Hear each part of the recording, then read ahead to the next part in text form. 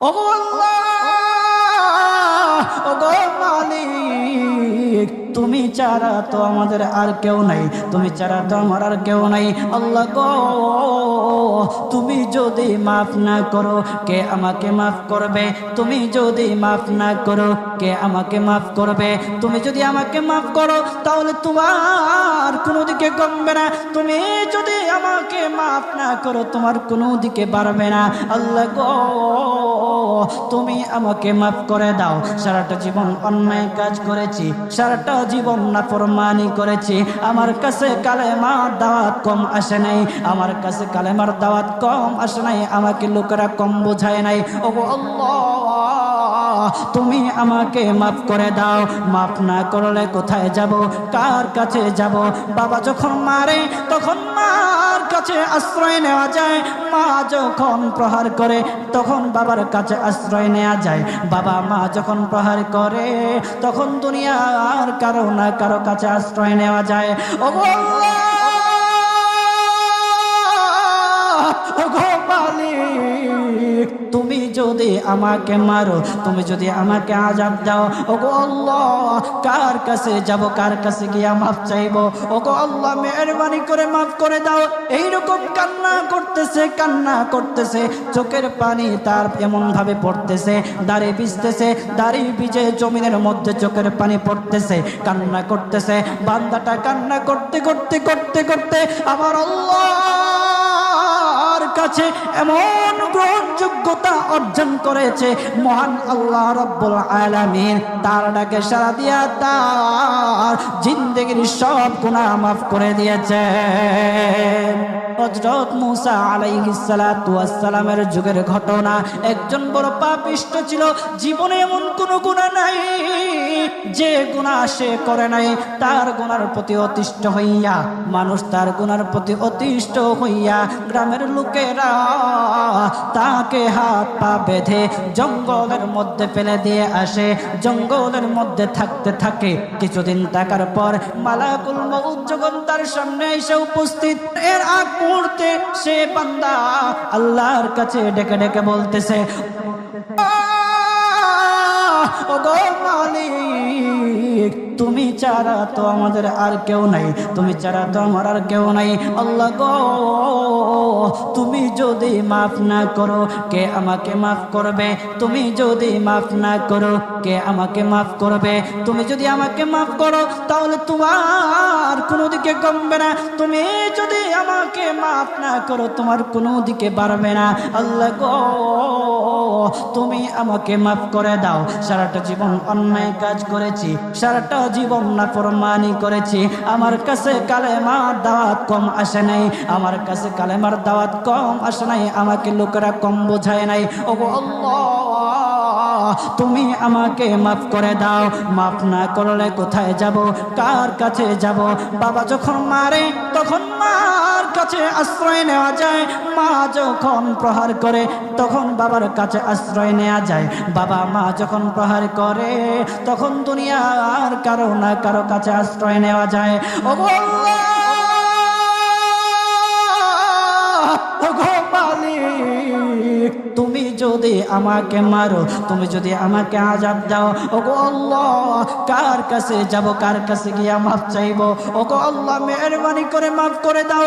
এইরকম কান্না করতেছে, কান্না করতেছে, চোখের পানি তার এমন ভাবে পড়তেছে, দাড়ি ভিজতেছে, দাড়ি ভিজে জমিনের মধ্যে চোখের পানি পড়তেছে, কান্না করতেছে।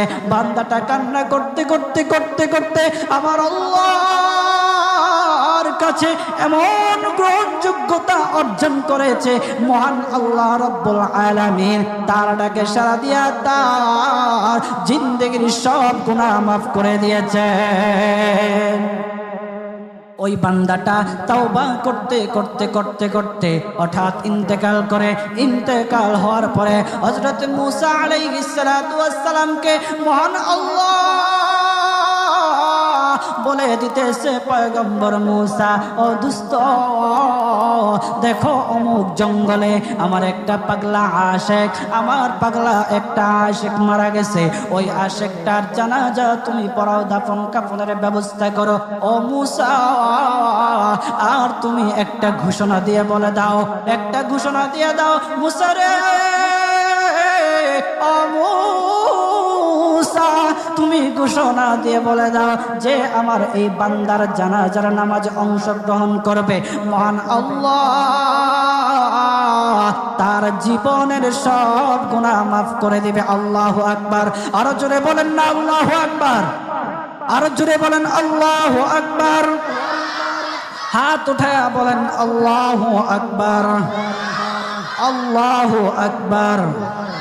মুসলমান বাবাজি গভীর মনোযোগ। হযরতে মূসা আলাইহিস সালাতু ওয়াস সালাম একটা পাহাড়ের উপরে উঠলেন। পাহাড়ের উপরে ওঠার পর তখন ডেকে ডেকে বলতেছে, ও উম্মতেরা রে, আমার উম্মতেরা শুনো, আল্লাহ রাব্বুল আলামিন একটা সুসংবাদ দিয়ে দিয়েছে। আমার আল্লাহ রাব্বুল আলামিনের একটা আশিক একটা ওই অমুক জঙ্গলের মধ্যে মারা গেছে, ওই পাগলা আশিকের জানাজার নামাজ অংশগ্রহণ করো। যদি জানাজার নামাজ পড়ো তখন আমার আল্লাহ তোমাদের জীবনের সব গুনাহগুলি মাফ করে দিবে। কেউ যদি নিজের গুনাহ ক্ষমা করাইতে চাও, কেউ যদি নিজের গুনাহগুলি ক্ষমা করাইতে চাও, তাহলে মহান আল্লাহ রাব্বুল আলামিনের ওই পাগলা আশিকের জানাজায় অংশগ্রহণ করো। তখন লোকেরা দলে দলে জানাজায় অংশগ্রহণ করার জন্য দলে দলে গেল, জানাজার নামাজ আদায় করলো। আদায় করার পর পয়গম্বর মূসা আলাইহিস সালাতু ওয়াস সালামকে বলতেছে, ওগো আল্লাহর পয়গম্বর, যারা জানাজায় অংশগ্রহণ করার কারণে মহান আল্লাহ তার জীবনের সব গুনাহ মাফ করে দেবে। এমন মহা ব্যক্তি, তো এই মহান ব্যক্তিটাকে তো একটা নজরে দেখা দরকার, অবশ্যই দেখা দরকার। আমাদেরকে সেই ব্যক্তিটাকে দেখান। তখন মূসা আলাইহিস সালাতু ওয়াস সালাম বলতেছে, ঠিক আছে তোমাদেরকে দেখানো হবে। তখন যখন দেখাতে গেলেন, দেখানোর সাথে সাথে লোকেরা বলল, পয়গম্বর আপনি কি বলেন, এই লোকটাকে তো আমরা ভালো করে চিনি। ওই লোকটা বড় পাপিষ্ঠ ছিল, বড় অন্যায়কারী ছিল, বড় জুলুমকারী ছিল। ওগো পয়গম্বর, সমাজে এমন কোনো গুনাহ নাই যে সে করে নাই। সমাজে সব গুনাহ করেছে, সমস্ত গুনার সাথে সে জড়িত ছিল। সে জড়িত ছিল, তার গুনার কারণে আমরা অতিষ্ঠ হইয়া তার হাত পা বেঁধে আমরা তাকে জঙ্গলের মধ্যে ফেলে দিয়ে আসি। এই পাপিষ্ঠ বান্দা আল্লাহ তাআলার বড় আশিক হতে পারে কিভাবে? আল্লাহ তাআলার প্যারা হতে পারে কিভাবে? পয়গম্বর মূসা আলাইহিস সালাতু ওয়াস সালাম আল্লাহর কাছে ডেকে ডেকে বললেন, আল্লাহ লোকেরা কি বলতেছে আর তুমি কি বলো? ওগো আল্লাহ, এর সমাধান কি? এর সমাধান কি? সমাধানটা তো তুমি দিয়ে দাও। আল্লাহ রাব্বুল আলামিন পয়গম্বর মূসা আলাইহিস সালাতু ওয়াস সালামকে সমাধান দিয়েছে। বলতেছে, ও মূসা দুষ্ট রে, ও দুষ্ট, তারা যা কথা বলেছে, লোকেরা যে কথা বলেছে সত্য বলেছে। আমি আল্লাহ যা বলেছি তাও সত্য বলেছে। ও পয়গম্বর মূসা, তারা যা বলেছে সত্য বলেছে। ওই বান্দা বড় পাপিষ্ঠ ছিল, ওই বান্দা বড় অন্যায়কারী ছিল, কিন্তু শেষ বয়সে আইসা তার হাত পা যখন বেঁধে, যখন লোকেরা জঙ্গলের মধ্যে ফেলে দিয়ে আসলো, তখন সে আমার কাছে এমন ভাবে কান্নাকাটি করা শুরু করে দিয়েছে, এমন ভাবে তওবা করা শুরু করে দিয়েছে। আমি আল্লাহ তাআলার এত দয়া, আমি আল্লাহ তার ডাকে সাড়া না দিয়ে পারলাম না, তার ডাকে সাড়া দিয়ে দিলাম। ও মূসা, সে তাওবা করার সময় যদি সবার জন্য সে তাওবা করত, যতজন লোকেরা বেঁচে আছে, যতজন উম্মতেরা আছে, যতজন লোকেরা আছে, সমস্ত লোকদের জন্য যদি সে আমার কাছে তাওবা করত, আমি আল্লাহ তার তাওবা মুহূর্তের মধ্যে কবুল করে সমস্ত বান্দাদেরকে মাফ করে দিতাম। সুবহানাল্লাহ, জুড়ে বলেন।